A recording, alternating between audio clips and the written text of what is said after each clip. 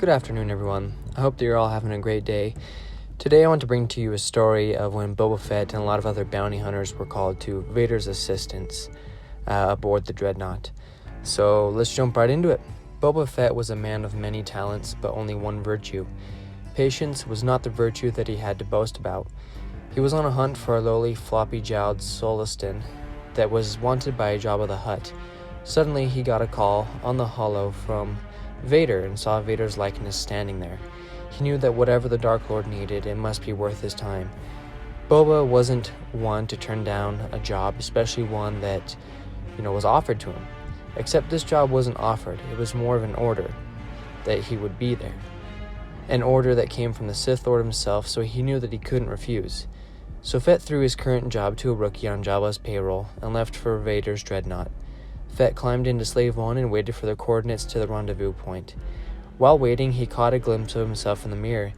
He could see the scruff of his hair on his scalp, and it reminded him of his dad, Jango. He couldn't be much more older than his dad would be right now if he was still alive. Then the coordinates came across, interrupting his trance. He disembarked in the Slave 1 and jumped into light speed. When he came out of light speed, he exited into an asteroid field. This wasn't anything he couldn't handle, but still it would have been nice for the rendezvous point to be asteroid-free. He docked his ship in the hangar of the Dreadnought next to the other hunters' ships. This made the hangar look like a Jawa scrapyard. He saw stormtroopers and Imperial officers running about, but when he exited his ship, he got the feeling that he wasn't welcome there. He especially felt this way with the looks that were thrown his way and with the whispering of his name on most people's lips. "Boba!" Bossk interrupted as he began walking down a long corridor. He nodded to Bossk and Dengar, but didn't recognize the other three hunters that were called there. Two droids, a Gand, Bossk, Dengar, and Boba. He knew that this bounty must be big and had an idea of what it could be. Bossk walked up to him on the right, and on his left he could smell Dengar before he saw him. "Any idea what the job is?" asked Dengar. "Bet you 20 credits it's the Millennium Falcon." "I'll take that action," Dengar said. "I dropped another score for this? It'll be worth it when I get that Wookiee's pelt added to my collection," Bossk stated as he struggled to keep up with them. "The Empire wants them, Jabba wants them. How'd a scum rat like Solo end up with the most wanted ship in the galaxy?" Dengar added. "Between him and the Wookiee, they've got half a brain to be aligned with the rebellion," Bossk stated. "Lucky is all," Fett said. Fett knew that this wasn't the case, though. His gut told him there was more to this chase than they knew. This was the mistake of Bossk and Dengar. They were always only after the mark, but never bothered to get into the heads of who they knew they were after. The rebels were everywhere and regrouping all the time. Fett remembered back to the time he was on Tatooine, just after the first Death Star blew up. All he could smell was burnt Tusken in the air. Fett had never seen anyone kill the way that Vader had slaughtered them. Most people were a kill 'em and forget 'em type of person, but Vader was living vengeance. Fett had done one right thing to make it to freedom from Vader. He got the name of who he was after, Skywalker. This name had bought Fett a few more years, but now it seemed like those years were cut short because he found himself in the service of Vader again. They had finally reached the end of the corridor, only to wait in what seemed to be the bridge of the Dreadnought. Fett hated waiting around for his instruction. The bridge looked like it was all hands on deck, as if the captain of the ship had died. Suddenly the room went still and everyone began to look like they were working on the most important thing in their lives. That's when he heard the breathing. He saw Vader walking up to them. "There will be a substantial reward for the one who finds the Millennium Falcon. You are free to use any methods necessary." Fett smirked, knowing he could do whatever he wanted to Solo. "But I want them alive, no disintegration," Vader said, pointing a finger in Fett's direction. "As you wish," Fett replied. He had done that only once to a target, and yet it seemed like no one could let that go.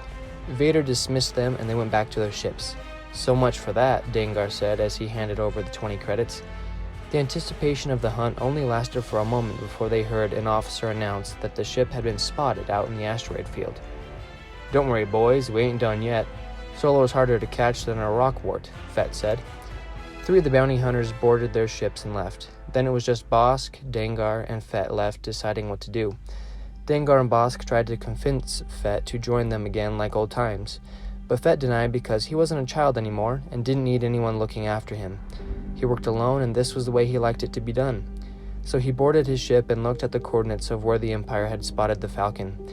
Fett knew that Solo wasn't dumb enough to risk his ship and come out of the asteroids.